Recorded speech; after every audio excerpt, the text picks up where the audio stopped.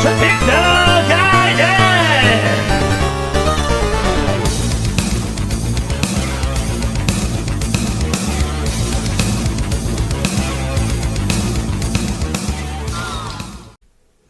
Hello and welcome to a very special Tea Time with Tim. I have a special guest with me today, and not only is this going to be available on audio, but there's also going to be a video. And if you're on video at the moment, you can see a happy smiling face of my very good friend Vicky, who people may know as Vicky Pixel Vixen, or the master artist behind the Future Saviours manga panels, and also friend of the show. How are you doing, Vicky? I'm doing all right, thanks, Tim. Great to be back on again. It's been a little while since we had a chat on the podcast, isn't it? So yeah, it is. Yeah, no, I'm really pleased that you've agreed to come back on, and we do have a special reason for you to be on today. Not that I don't need any other reason, but there's a few things that we've been sort of like working on in the background, hasn't there? There's a little bit of skullduggery been going on. There certainly has, yeah, treachery and skullduggery and all the rest of it. Okay, so before we get into that, can you do, I mean, I'm sure most of our listeners know you very well anyway, but do you want to just do a very quick intro of yourself? And also you've got a new YouTube channel to plug, so plug away. Yeah. Okay. Well, I suppose in the words of somebody a lot more successful than I'm the artist formerly known as Pixel Vixen. So yeah, my YouTube channel is obviously still there. It's just called Vixen Japan now, just because I felt that fitted better with the nature of where I am in the world, as it were. I've been in Japan now for 4.5 years, and I've been doing YouTube now for about 6 years or so. I guess yes, it's a while now, isn't it? It's been a while, yeah. I can't remember exactly. I think it was early 2018, but maybe it was 2017. I forget these days. But anyway, so it's been a while. As you can probably tell from my accent, I also hail from the UK, like Tim. But yeah, I've been living in Japan now for the last 4.5 years. Other than that, yeah, I've just been busy doing my YouTube thing whilst I've been here. And then quite recently, maybe in the last month or so, I launched a new channel called Saki, Endos, Rubbish Heap. It's basically a game review channel that predominantly focuses on retro video games, probably covering up to PlayStation 2, sort of kind of that era. But I will cover modern stuff, namely on the Switch, because I don't have like a PS3 or a PS4 or any of that kind of Xbox stuff. But basically the name comes from one of my original characters that features in my manga, Future Saviours. That character's name is Saki Endo, hence the name of the channel, Saki Endo's Rubbish Heap. And the Rubbish Heap part is a bit of a wordplay. Some of you may be aware that a few years ago I started skating again. I've been really enjoying my skateboarding, apart from when I broke my wrist, but that's another story. And one of my favourite skate videos of all time is a skate video from World Industries called Rubbish Heap, which came out in 1988 or 89, I forget now. And it's a wordplay because the rubbish heap is the wardrobe or the cabinet that kind of sits behind Saki on the channel, bulging at the seams, but the idea is that you never get to see what's inside, so it's the complete opposite of most YouTube presentation where somebody's sat in front of a Billy bookcase that's stuffed to the gills. So yeah, Saki Endos Rubbish Heap. It's all pixel art presentation, apart from obviously the video game capture itself.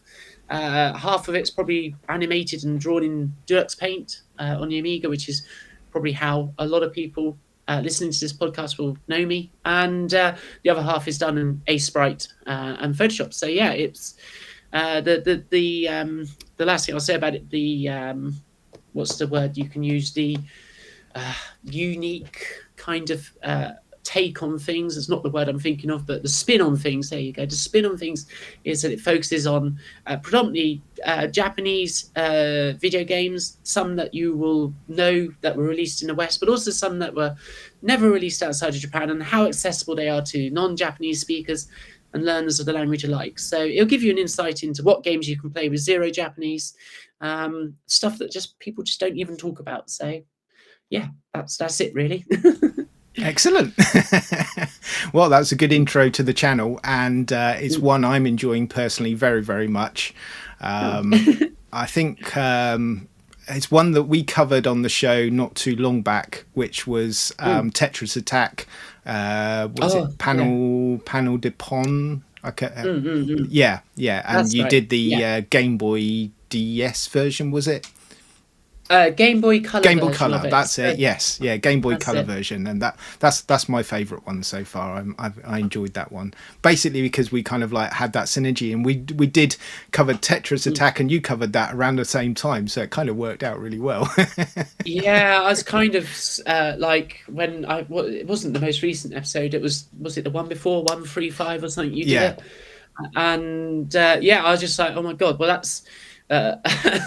Unexpected, but I mean, it's a great game, both on the Super Famicom or Super Nintendo as well as the Game Boy. So yeah, it's I mean, listening to yourself and Cody and Eric obviously review it, you all had very high opinions of it, which was fantastic because I myself have a extremely high opinion of the game. So yeah, it was really rad to hear sort of you guys really enjoying it as well. So.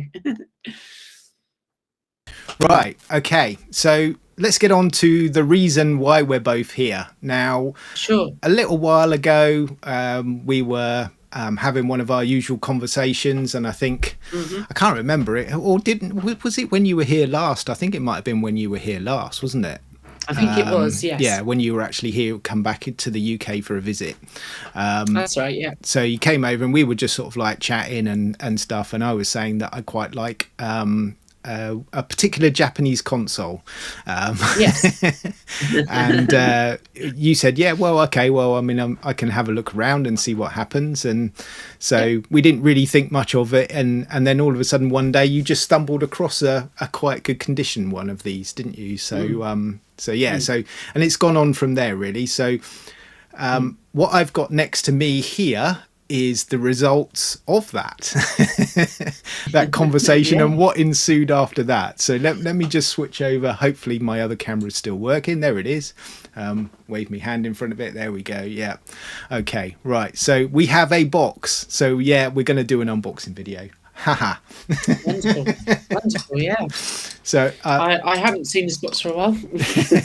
Well, it's not been that long actually. It was really quick coming over from Japan, which was really impressive. And Parcel Force did their usual thing, didn't they? Of saying it was on the van, and Parcel Force saying it was on the van and it wasn't, and then all of a sudden the next day I could actually see it in transit and all that sort of stuff. So yeah. Okay, right. So let's have a look and see what's in the box. Yeah, no, it's I'm quite excited, even though I know exactly what's in it. So, Rich, I don't know what that says about me, but you know. Try my best not to get my head in too much in the shot.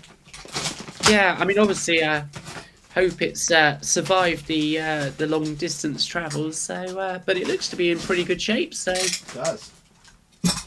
Right. So, are you still there? Yep. Yeah, I'm still here. So there you go. Okay. Ta-da! Oh, that nice bit of extra packaging. Good. Well, there was a lot more, but they took a whole bunch of it out. But that's another story. Oh right. Okay. All right. Yeah. So here we go. So, Oh right. Okay. So, what's that? It says Tim-sama e Nihon kara ai o komeru. So basically, to Tim from Japan with love. Oh right, that's very nice. Thank you very much. There goes a little letter in there. There's nothing to. Okay. Oh, I won't show that because that's got addresses and stuff on there. So I'll read that later. I can't remember. So in the box, we've got some goodies. Yeah. Oh, excellent. So what have we got here? Now I'm guessing these are for a certain someone in my life as well.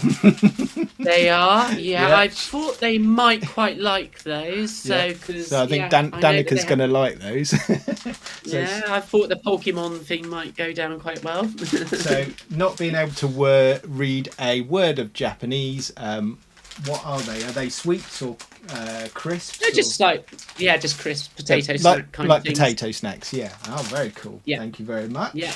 Yeah, they're all sort of pretty normal flavours, shall we say? Oh, wow. Now, I would say these look a bit spicy. Well, you would think that, wouldn't you? But things in Japan that are spicy aren't always that spicy. Exceptionally, Okuichi Banyo curry, but they are nice. They got a little bit of spice. And Karamucho, keep an eye out for that on Saki Endos Rubbish Heap, because there's a game coming up that features this particular brand, as it were. So, Oh, right. Okay. yeah, Cool. yeah, but they're good. They're good. So what flavour are they? Are they or are they just chili? Right, that's Chili. right. They are chili flavour. Okay, all right. Yeah, more of a paprika if you ask me, but they're still Lovely. good. Oh, these look good. Okay. Oh yeah. So those are basically konjac jellies. They're not. They're completely vegetarian, or probably even vegan as well. But I don't know about that because I'm not particularly up on what's considered vegan or not. But they're definitely vegetarian. Konjac is a plant. And they use it here a lot in Japanese cuisine. It's like a jelly kind of thing. So you think it was gelatine to start with, but it's not at all. It's plant-based, and then they're infused with peach flavour, those ones. So very nice. Mm-hmm. Okay. Right, so that's those. We'll now get on to what's actually in the box. So Yeah, what's in the box? what's in the box? So we've got a big box of stuff, packets of stuff here. So we'll put those to one side a minute. And we'll go back to those in a second. Now this is kind of giving the game away here a bit. A little bit, quite literally. giving the game away, but we'll get to those in a second. So for people that are listening on the audio podcast, or on the podcast should I say, I am now opening a lot of packaging. And in the packaging is a Super Famicom complete in box. Now I hope that's not swearing in Japanese or anything like that. No, it's all very well. To use your discount code PG12. I know it's PG10, but PG10, PG12, yeah. RetroRewind.ca. That was smooth, wasn't it, Frank? You know my email address. Yeah. I take commissions in PayPal. So I've been looking out for a Super Famicom for a while for Tim. They're not difficult to find here in Japan. They're still pretty common. When I first came to Japan myself 4.5 years ago, I found mine in Sendai, which is a big city up in the northeast of Japan. But I moved back from the northeast of Japan down to more sort of western Japan. And I live in between Nagoya and Osaka, so sort of Tokai, Kansai region of Japan. So, but where I actually live is more considered inaka, is the Japanese word that you may have heard, basically just rural.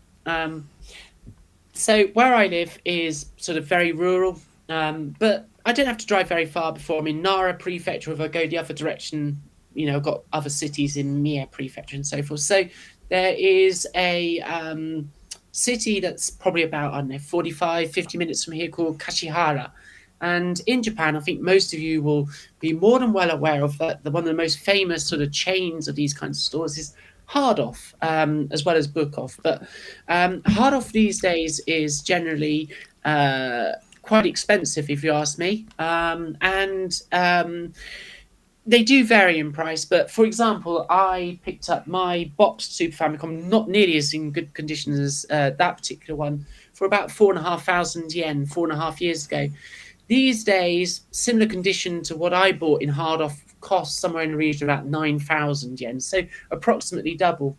So I tend to go to other second-hand stores, which tend to either be called Chukoten, which literally means second-hand store, or Kaitori-ten, which is like a buying and selling or a buying store, but they obviously sell stuff as well. Yeah. So this Kaitori-ten was in Kashihara, and that's in Nara Prefecture, just to the south of Nara City.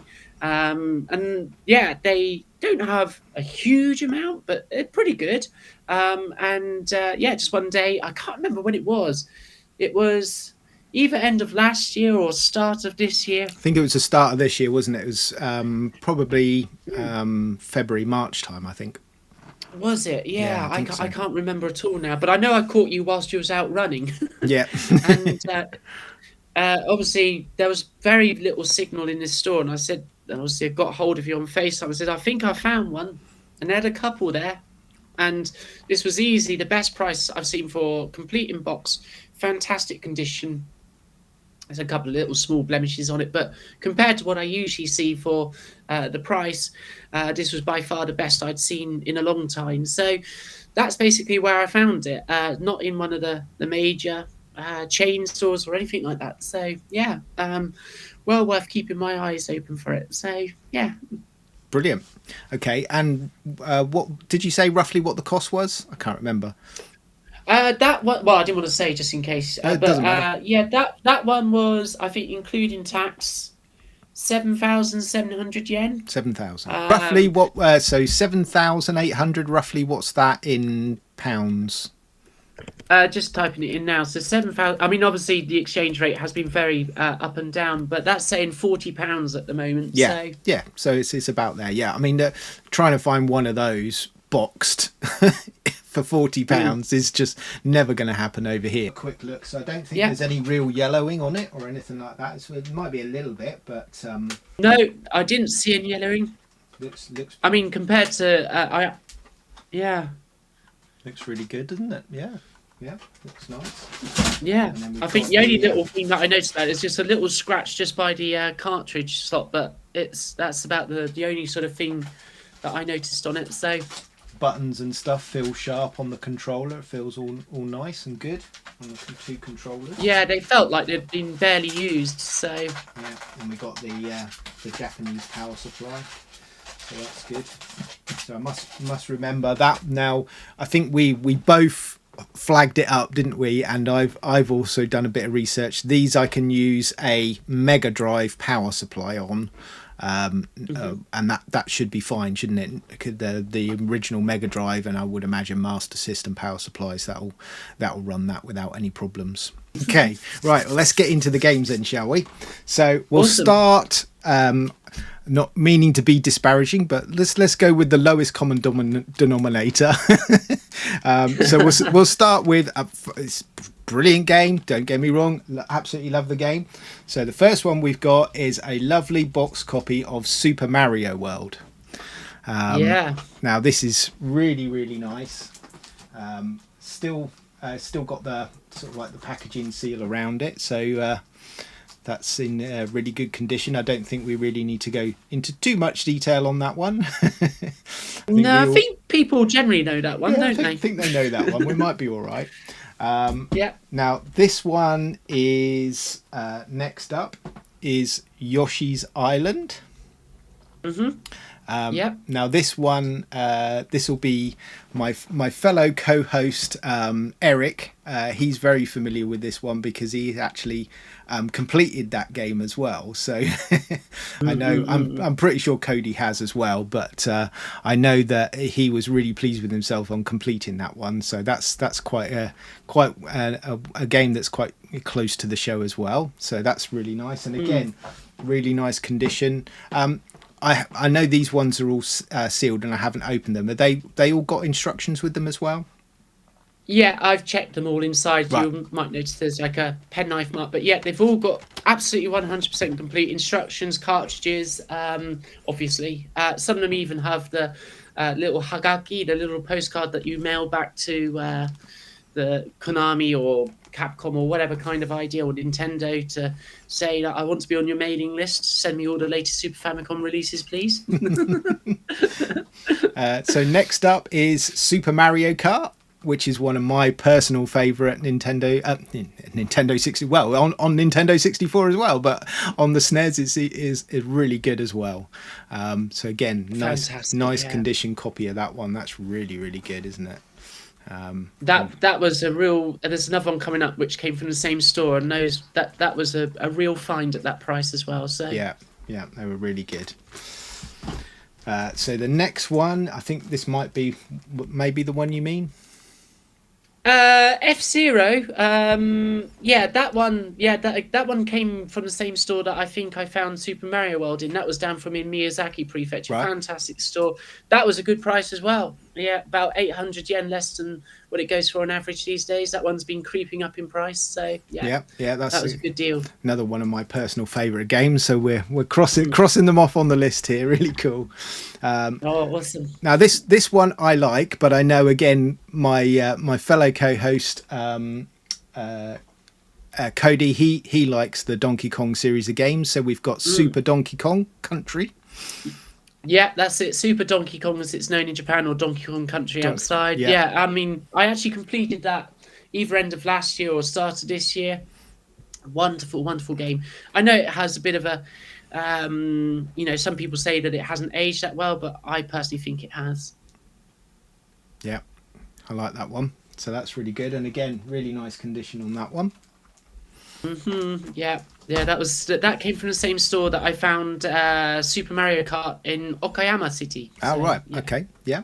And another game that's very, very close to Eric's heart, which is Street Fighter 2 Turbo. And again, this is kind of like the one that really introduced me to the Super Nintendo, I think, when back in the day. When we first got the Super Nintendo in, not the Turbo, but the Street Fighter 2, I imported a copy from Japan of the original Street Fighter 2 Turbo. And I think it cost something ridiculous, like £150 or something. I'd never paid that price for a game before. But boy, did that get people into the shop. Just knowing that they could come in and they could see and they could play Street Fighter on the SNES, because it was way before it was released over here. I think there was at least maybe a 4 or 5 month gap between the two, I think. I think so. Yeah, because obviously Europe as a whole was very late in getting the Super Nintendo. It wasn't released until April 92, I think, so which is quite some time after Japan, and was it about 6 months or so after the States? No, longer than that, about 8 months, wasn't it? So but yeah, I mean, I remember two things around that time. First, Lemmings was like all the rage as a game. That was the game that everybody wanted. And the next big game that I remember at the time was Street Fighter 2. Yeah. So, yeah. Epic. And that's the best one on the Super Famicom, if you ask me. Yeah, definitely. Right, now this was one of my particular requests, this one. And this was a really good find, I think, wasn't it? So this is a personal favourite of mine, Poppin' Twinbee. That was it.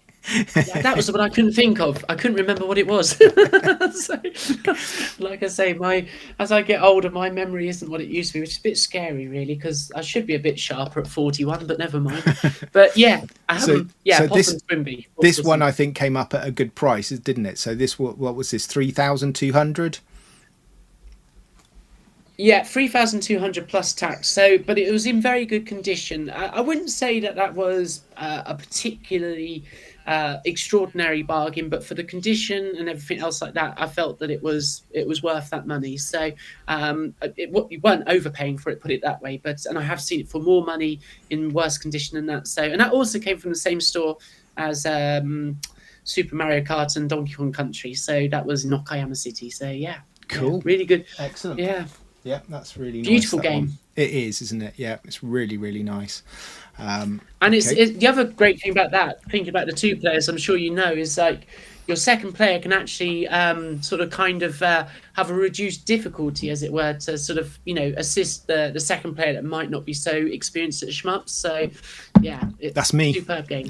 I'd always be player 2. Even on one player, I want to play player 2. That's it. Yeah. Right. So this next one, I am pretty sure that I think you just had this one come through just as a cartridge, I think, and then you found a box for this one as well. Was that right? Oh, I don't know. You'll have to reveal the game to me because I can't remember. So for people listening and people that might not be familiar with this game, this is Panel de Pon, or also known as Tetris Attack, which is what we covered recently on the podcast. Vicky managed to find, or I think this came through in a bundle of stuff, didn't it? That you got through. That's right. Yeah, that's right. So in Japan, there's a website called Mercari, which is a bit like a Gumtree or like a classifieds kind of place. It's not like eBay or Yahoo auctions where you bid on things. It's just set prices for things. And I bought a box of Super Famicom games end of last year, start of this year, which had some titles that I'd been looking for. Cool Spot, Swift 2000. Is it Super Swift, isn't it? Super Swift on the Super Famicom, known as Firepower 2000 in the US. That's where I'm getting my wires crossed. And a few other games, which was great.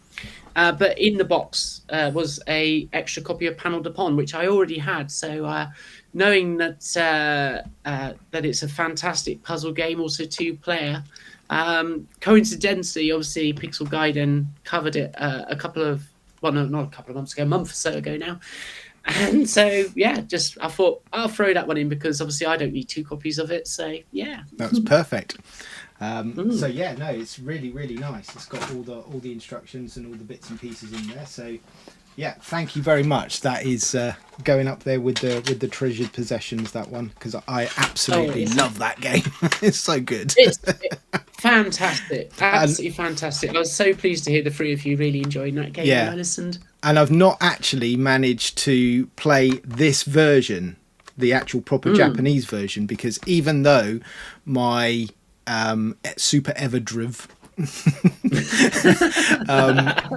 would technically load the ROM, it just came up with like a copyright message saying sorry, can't play it in whatever, reset your console, and wouldn't work. So I'm looking forward to playing the actual physical of that. Now we've got one more game, which again was another request, which you managed to find, so thank you again very much. Now this one's got a big sticker over the top, which is all the price, which I'll show anyway. So there we are. So if you're not familiar with that one, and also if you're listening again on the podcast, this is Axelay, one of my favourite shmups on the SNES, and actually probably one of my favourite shmups of all together. But I don't really sort of like, not one that I regularly play because I don't get a lot of time other than what I'm doing on the podcast. But this is an even better excuse to get out there and play it. Now I've got the physical cartridge that I can just pop in and off we go. So it's got the cartridge. It's also got the manual there. Now this one, I think, although was it 5,500? It's an expensive game anyway, isn't it? No matter what, this one, it's quite sought after now. It is. I mean, obviously, I have my own little story with this particular one. When I first came to Japan 4.5 years ago, the nearest city to me was a city. Never know which tense to use that. It's still there. Morioka, and there was a book off there, and it used to take a couple of hours, 2.5 hours or so, to get to Morioka from where I used to live. And the book off there, one day I went in on a Saturday, and they had a bunch of stuff there. I don't know whether it had only just come in or it had been sat there for a while, because I hadn't been in Japan that long. I'd only been sort of here for like 3 months or so at the time. Rummaged through the tub of games that they had by the checkout, and I found myself a copy of Axelay, just a cartridge. And I thought, oh, that's great. And I didn't have much experience of, buying retro games in Japan at that point, because I'd only been here for, like I say, 3 months at the time. And I thought, wow, that seems like a fairly good price. I mean, I had no idea of what the relative, inverted commas, scarcity of it was.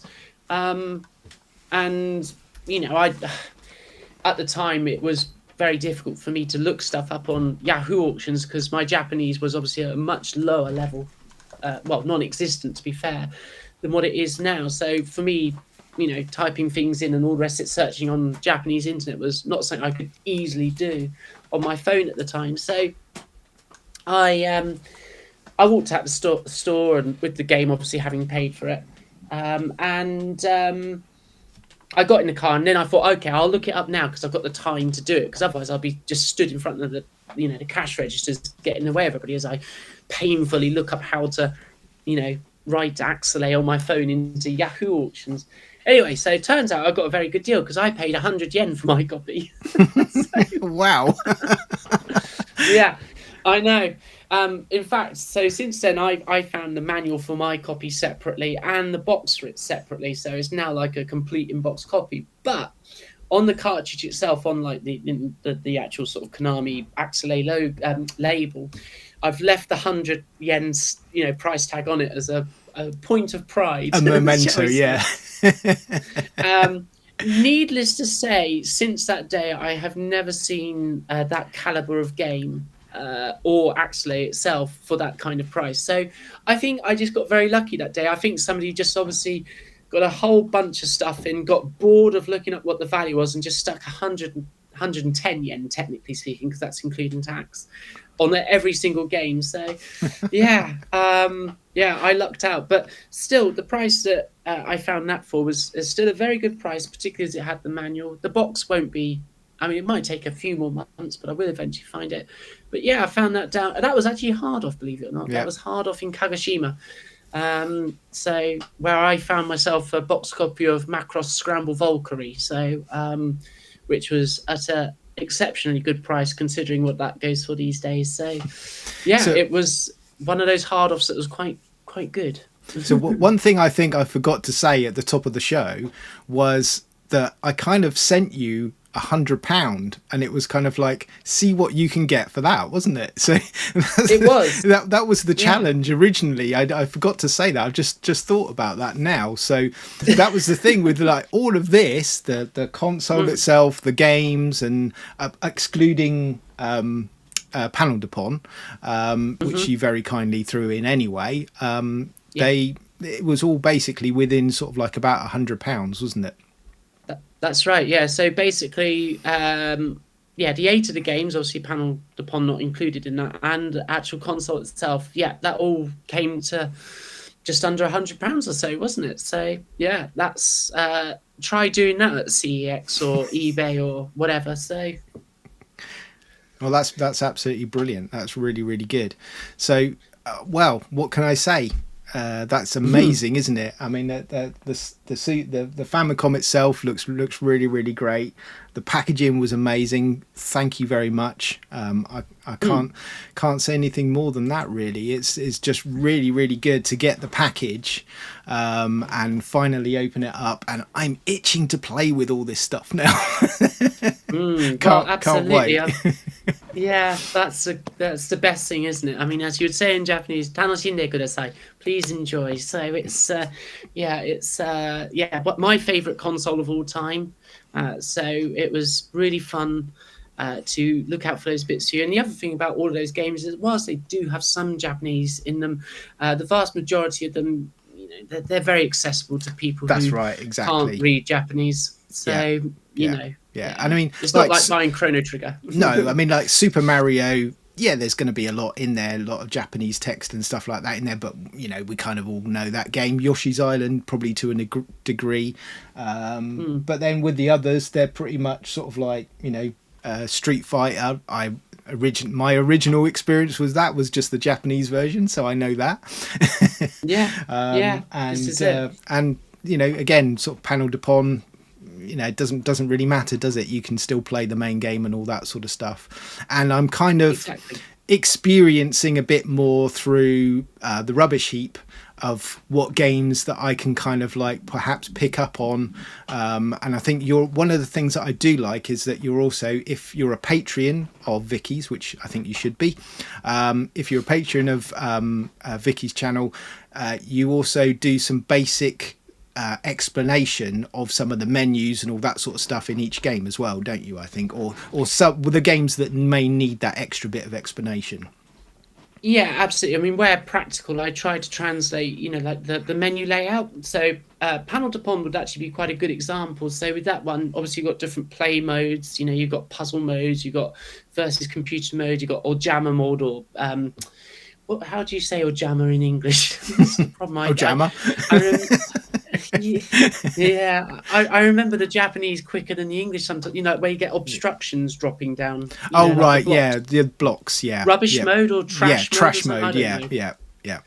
So I try to translate those, but obviously I can't really translate all of the in-game text because that would obviously take a very long time, and there are probably better resources out there which I can point people towards. But the reason that I want to do that channel is not because I'm like, I don't know.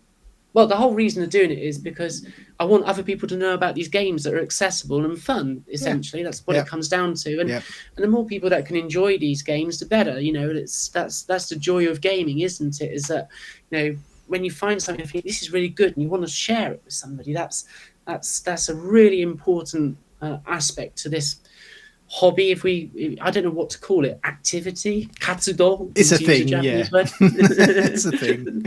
This thing, yeah.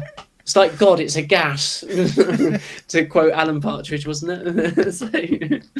Well, that's brilliant. Again, I can't thank you enough, and it's been great speaking to you again.